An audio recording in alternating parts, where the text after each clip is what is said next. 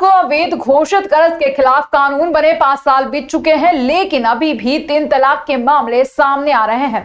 ताजा मामला बैतूल में सामने आया है, जहां पति और ससुराल वालों की प्रताड़ना की वजह से अलग रह रही एक महिला को उसके पति ने बीच सड़क पर 3 तलाक दे दिया। 2018 के बाद बैतूल जिले में 3 तलाक का यह पहला मामला है। अब पीड़िता की शिकायत पर महिला थाने में उसके पति और मौसी सास के खिलाफ मामला दर्ज किया गया है। बैतूल की एक महिला अपने पति और ससुराल वालों की प्रताड़ना से तंग आकर पिछले 1.5 साल से अलग रह रही थी।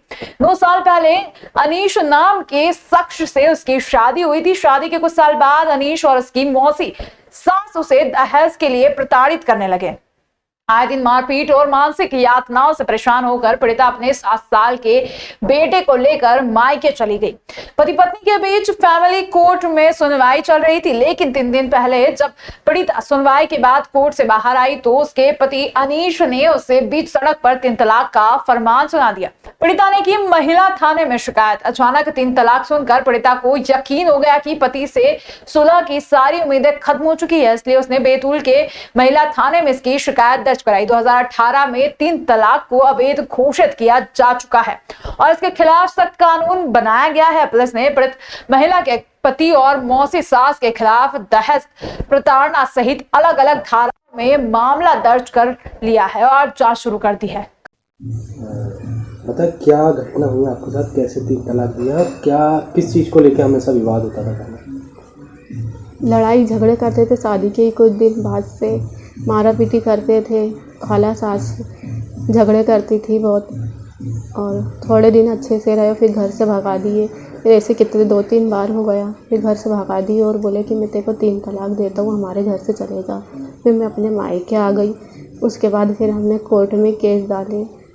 28 तारीख की पेशी थी। उसके बाद न्यायालय के बाहर आके बोला कि मैं तेरे को 3 तलाक देता हूँ, मैं यहाँ से तेरे घर से बच्चे को उठा के लेके चली जाऊँगा, जो बन पड़े कर लेना। तो कितने साल हो गए आपकी शादी को, कितना समय हो गया? 2014 में शादी हुई थी, 9 साल हो गए शादी को। जो आपका हस्बैंड है वो क्या काम करते थे? वो मेहंदी लगाते हैं, डेकोरेशन करते हैं, रंगोली डालते हैं। एक प्रार्थिया है भैया, यहाँ अपने बैतूल क्षेत्र की रहने वाली हैं। वो उनकी माँ के साथ आई थी कि उन्होंने बताया कि उनके मतलब केस जो भरण पोषण का है वो करीब 1.5-2 साल हो गए, उससे ज़्यादा करीब अपने मायके में रह रही हैं। और उनकी शादी 2014 में यहीं पे मुस्लिम रीति रिवाज से यहाँ कालापाठा के पास रहने वाले अनीस से हुई थी। तो उनके परिवार में मतलब जो ससुराल पक्ष है, मतलब पति के अलावा, अनीस के अलावा उनकी सास, मौसी सास सभी रहते हैं। तो शादी के 4-6 महीने तो ठीक रखा, उसके बाद फिर उसको परेशान करना शुरू कर दिया कि तुमने ये दहेज ऐसा लाया, तुमने दहेज में ये नहीं लाया। तरह तरह से उसको मतलब मारपीट भी करना, प्रताड़ित भी करना, मेंटली टॉर्चर, मानसिक प्रताड़ना देना, ऐसा चलते रहा उसके साथ कई दिन। फिर उसी बीच उसका एक बेटा भी हुआ। और फिर क्या हुआ कि जब वो बहुत ज़्यादा हो गया उसकी पारिवारिक प्रॉब्लम, चूँकि लड़की के पिता हैं नहीं है, लड़की की माँ है, और इतना कोई संपन्न परिवार की लड़की भी नहीं है, गरीब परिवार की बच्ची है वो, तो वो इतना दहेज देने में या उनकी डिमांड पूरी करने में उतना वो सक्षम नहीं है, तो वो उनका चलते रहा।